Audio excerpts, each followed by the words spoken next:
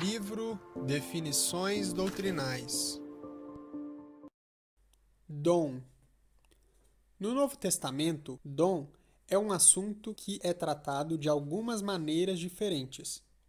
Em primeiro lugar, há o dom do Espírito Santo, que é dado a toda pessoa que crê no Senhor Jesus Cristo. João 4,10, Atos 2,38, 10,45, 1 Tessalonicenses 4,8 e 1 João 3,24. Ao receber o Espírito Santo, a pessoa se torna parte da Igreja de Deus, que é o corpo de Cristo. Há o dom da graça, que é dado a cada membro do corpo de Cristo, pelo qual cada um é capaz de preencher o lugar no corpo que lhe foi atribuído. Efésios 4:7. Há também dádivas espirituais que são dadas aos crentes, chamadas dons espirituais ou manifestações espirituais, como traduzido por John Nelson Darby, 1 Coríntios 12, versículo 1 e 14, versículos 1 e 12. Essa dádiva espiritual é dada a uma pessoa no momento em que ela crê no Senhor Jesus Cristo e recebe o Espírito Santo. Quando ela é conduzida pelo Espírito para exercer seu dom, contribuirá de alguma forma para a edificação do corpo.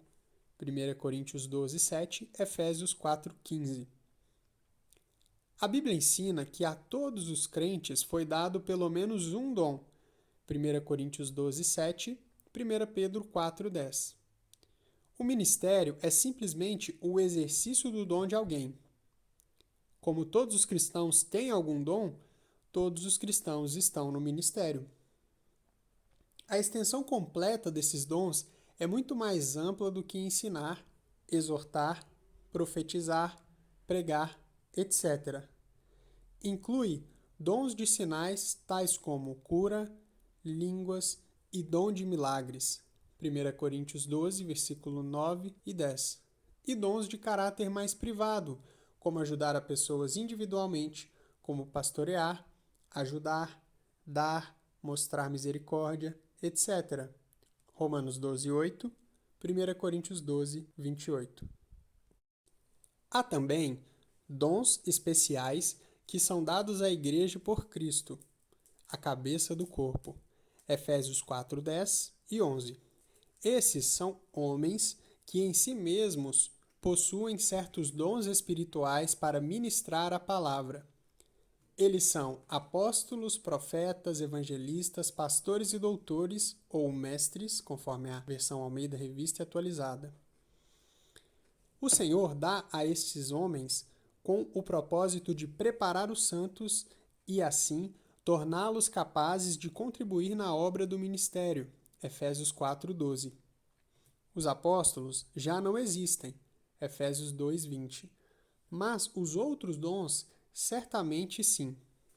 Os profetas que estão conosco hoje não são aqueles que recebem revelações e predizem eventos futuros.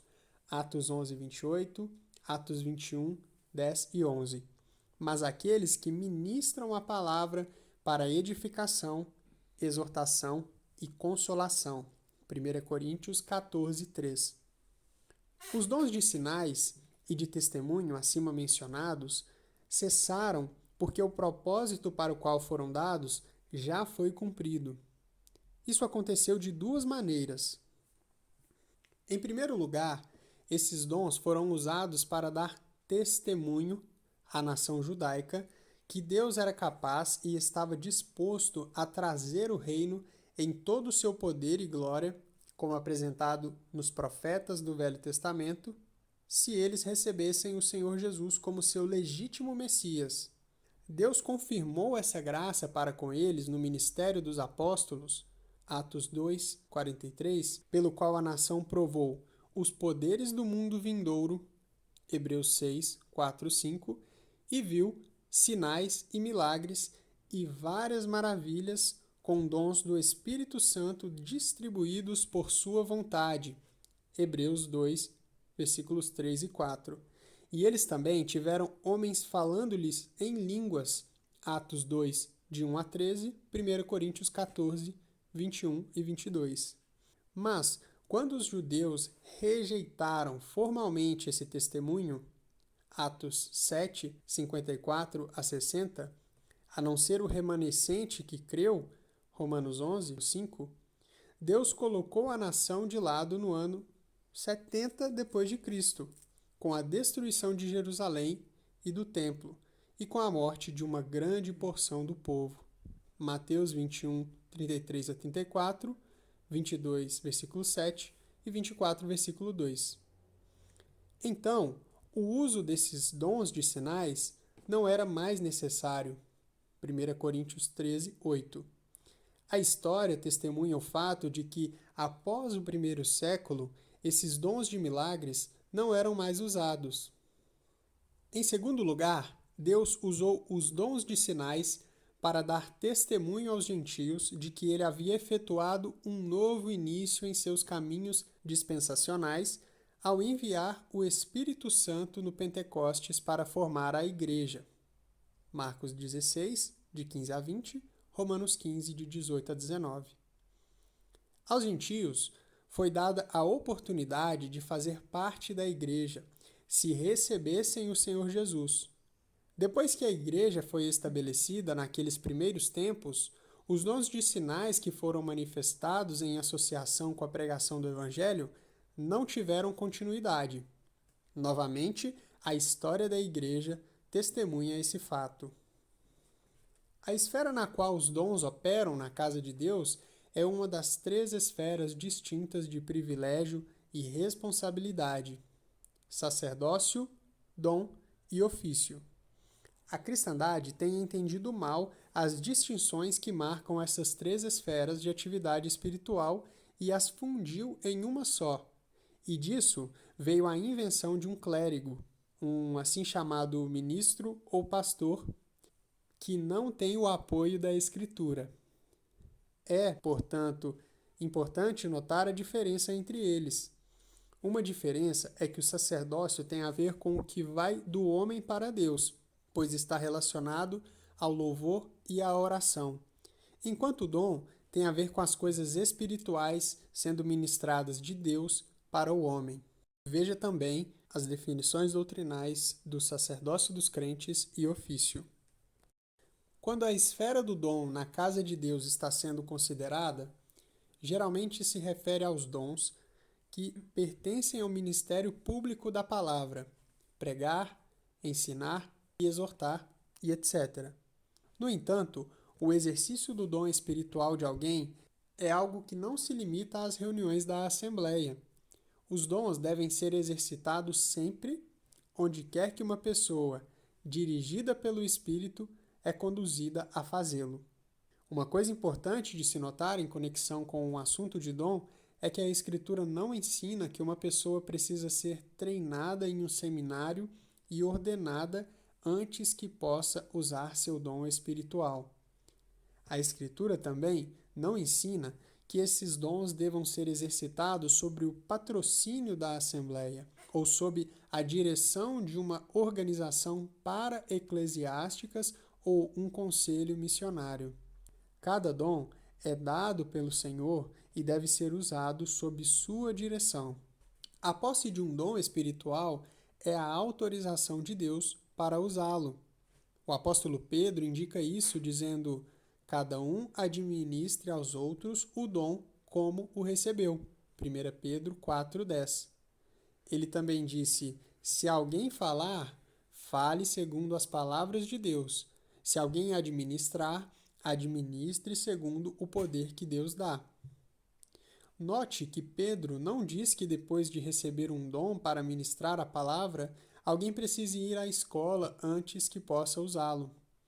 A simples ordem na Escritura é: quando vos ajuntais, cada um de vós tem salmo, tem doutrina, tem revelação, tem língua, tem interpretação.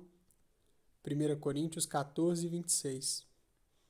A igreja, assim, foi ensinada e edificada no seu princípio e é o modelo para o ministério cristão de hoje. John Nelson Darby disse, abre aspas, se Cristo pensou em me dar um dom, eu devo negociar com meu talento como seu servo. E a Assembleia nada tem a ver com isso. Definitivamente eu não sou servo dela. Eu me recuso terminantemente a ser seu servo. Se eu, fazendo ou dizendo algo como indivíduo, sou chamado à disciplina, aí é outra questão. Mas ao negociar com meu talento, eu não atuo por nem para uma assembleia. Quando vou ensinar, exercito individualmente o meu dom. O senhorio de Cristo é negado por aqueles que sustentam essas ideias.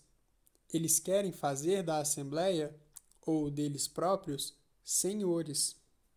Se eu sou servo de Cristo, deixe-me servi-lo na liberdade do Espírito. Eles querem fazer dos servos de Cristo servos da Assembleia e negar o serviço individual como sendo responsável perante Cristo. Eu sou livre para agir sem consultá-los no meu serviço a Cristo. Eles não são donos dos servos do Senhor. O dom de uma pessoa precisa ser desenvolvido, e isso leva tempo e treino. Quanto mais a pessoa amadurece nas coisas divinas, mais eficiente ela se tornará no seu ministério. Atos 18, 24 a 28, Marcos 4, 20.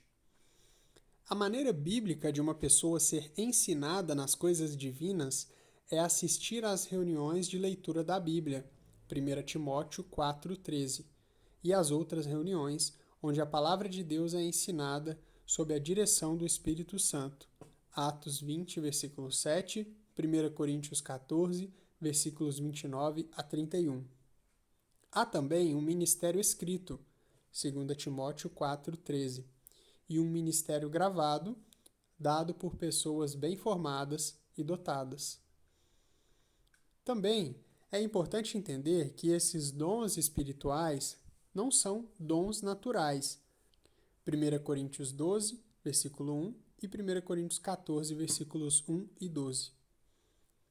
Os dons naturais foram dados aos homens por Deus desde o nascimento, e os homens os desenvolvem pela prática. Esses podem ser coisas tais como habilidades musicais, habilidades artísticas, habilidades atléticas, capacidade intelectual, etc. Em Mateus 25, versículos 14 a 30, o Senhor fez uma distinção entre esses dons espirituais usando a figura de talentos, uma unidade monetária, e habilidades naturais, destreza, que ele chamou de capacidade, mostrando que essas são duas coisas diferentes. A sabedoria de Deus é vista na parábola, pois o homem deu talentos aos seus servos segundo suas diferentes habilidades. Isso nos ensina que o Senhor dá dons espirituais aos membros de seu corpo que correspondem ao que foi formado naturalmente na personalidade deles. Por exemplo, um evangelista provavelmente deveria ter uma capacidade natural de falar com as pessoas, uma vez que o essencial desse tipo de serviço é alcançar as pessoas com o Evangelho. Não é provável que o Senhor dê esse dom a uma pessoa que seja tímida e não possua habilidades comunicativas. Do mesmo modo, o dom de ensino requer certo grau de habilidade natural na forma de capacidade intelectual. O dom do ensino, portanto, provavelmente seria dado a alguém que tem uma mente organizada. Os cristãos, de um modo geral, estão confusos em relação a isso. Eles pensam que a habilidade natural de alguém é seu dom no corpo de Cristo. Daí vem a crença de que os cristãos devem buscar carreiras mundanas na vida, tais como esportes profissionais, música profissional e outros tipos de entretenimento mundano, porque têm uma habilidade natural nessa direção. John Nelson Darby disse, abre aspas, é um princípio inteiramente falso de que ter dons naturais é uma razão para usá-los. Posso ter força ou velocidade extraordinária para correr. Eu derrubo um homem com um braço e ganho o troféu com outro. A música pode ser uma coisa mais refinada, mas o princípio é o mesmo. Este ponto eu acredito ser da mais alta importância. Os cristãos perderam sua influência moral ao considerar a natureza e o mundo como inofensivos. Todas as coisas me são lícitas, mas, como eu disse, vocês não podem misturar a carne e o espírito. Fecha aspas. Nem vemos a igreja na Escritura tendo reuniões para essas pessoas talentosas mostrarem suas habilidades naturais. Os dons espirituais não são para entretenimento cristão, mas para a edificação dos santos nas coisas espirituais. Também é importante ver que todos esses dons não estão em uma pessoa. A Escritura diz, abre aspas, porque a um, pelo Espírito, é dada a palavra da sabedoria, e a outro, pelo mesmo Espírito, a palavra da ciência, e a outro, pelo mesmo Espírito, a fé, e a outro, pelo mesmo Espírito, fecha aspas. 1 Coríntios 12, de 8 a 10. Um homem pode ter mais de um dom, mas está claro por esta passagem que ele não vai possuir todos os dons. Portanto, a Assembleia precisará da participação de todos os que têm dom para ministrar a palavra, se for para ela receber o benefício dos dons em seu meio. Infelizmente, o sistema de clérigos leigos, existente em quase toda a cristandade, toma o lugar do livre exercício dos dons nessas assembleias. Para a leitura completa do texto, acesse definiçõesdoutrinais.blogspot.com.